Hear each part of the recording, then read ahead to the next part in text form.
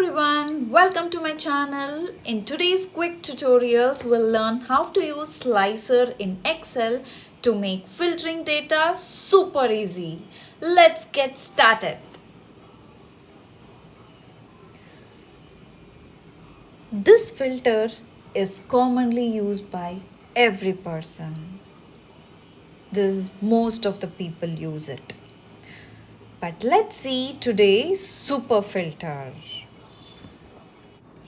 Now select the table, click on Ctrl T, OK. Now select Insert Slicer. Now let's select Category, OK. Let's move this aside.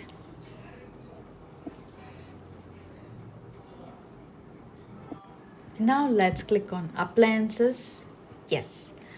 So this slicer has made the filter very easy. If you want to click on multiple data, click on Control and then select. So it is very useful. If you found this tutorials helpful, don't forget to like, share and subscribe for more quick Excel tips. Thanks for watching.